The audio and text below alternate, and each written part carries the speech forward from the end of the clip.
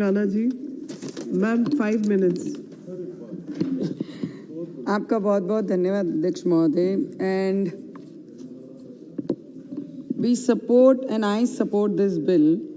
It's a very good and bold initiative by the government. It will enable faster, longer term infrastructure growth of the country by making availability of timely and easier way of long-term finance through establishment of our key institution.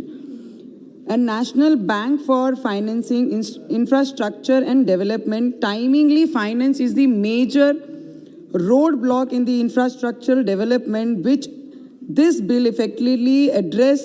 There are various good measures like of infrastructures, receivables take over the existing finance, and even conversation of loan inequality, which shall surely help infrastructure sector.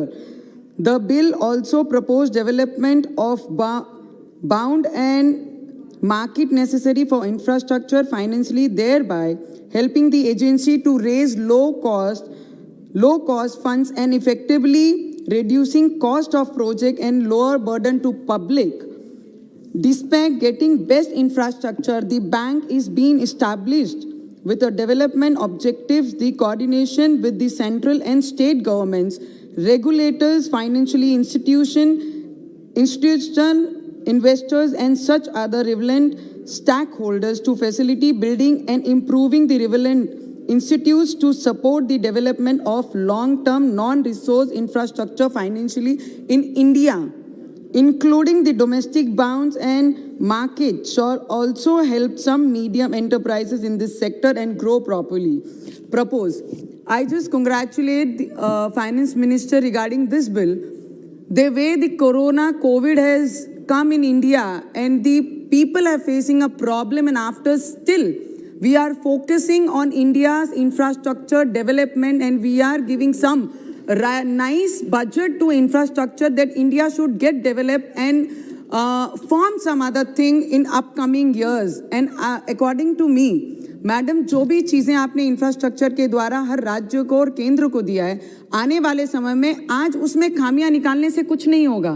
We have sacrificed our 2 years MP land fund for the development of this country, and I request few of my colleagues, they have mentioned कि the MP land fund what we have given to the central government, अगर जान ही नहीं रहेगी तो हम काम और development करके क्या करेंगे. इसलिए जो एमपी लैंड फंड दिया गया है, जो हेल्थ इशू पे दिया गया है, उसको प्रॉपर्ली अगर तालुके प्लेस में, हॉस्पिटलाइज में, मेडिसिन में, मेडिकल्स में अगर यूज करते हैं तो आई थिंक ये जान से ज्यादा कुछ नहीं हो सकता. और आपने जो एमपी लैंड फंड लिया इसका दुख है, पर एक बात से हम जो जान बचा रहे हैं इस देश में उसके भी साथ खड़े हैं कि जान से बढ़कर इस देश में कोई चीज नहीं है, तो उसका भी अप्रिशिएट करते हैं. और अभी बहुत सारे कलीग्स ने from Maharashtra they spoke about GST.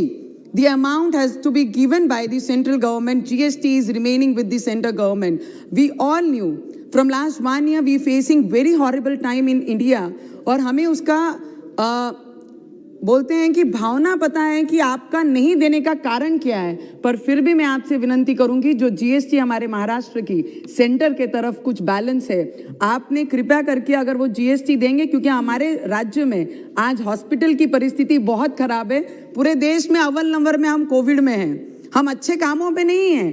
अव्वल नंबर है डेथ रेट्स में, हम अव्वल नंबर है कोविड में सबसे आगे नंबर्स में. तो मुझे लगता है अगर आप जीएसटी के द्वारा कुछ हमें दे सकेंगे तो हॉस्पिटल में डेवलपमेंट्स होंगी, हेल्थ सेक्टर्स में डेवलपमेंट होगी, और कुछ डेवलपमेंट इंफ्रास्ट्रक्चर के द्वारा हम हमारे महाराष्ट्र में कर सकते हैं. फार्मर्स की परिस्थिति बहुत खराब है, जहां किसानों पे अनवांटेड रेन भी, बारिश ये 3 दिनों में आई है, उसके तरीके से भी हमारे महाराष्ट्र के फार्मर्स संकट में हैं. उसके बाद ये बात कर रहे हैं, हमारे सभी लोग दुख है हम लोगों को, वो सब चीज का अनुभव है, सभी के घरों में कार है, सभी नॉर्मल लोग एक्टिवा से लेके 4 व्हीलर तक चलाते हैं. जो जीएसटी और जो वैट हमारे पेट्रोलियम और डीजल में लगता है, अगर आपने पूरे देश में अलग अलग राज्यों का हिस्ट्री देखेंगे तो सबसे ज्यादा वैट और इंटरेस्ट जो प्रॉफिटेबल है वो हमारे महाराष्ट्र में महाराष्ट्र की सरकार लेती है.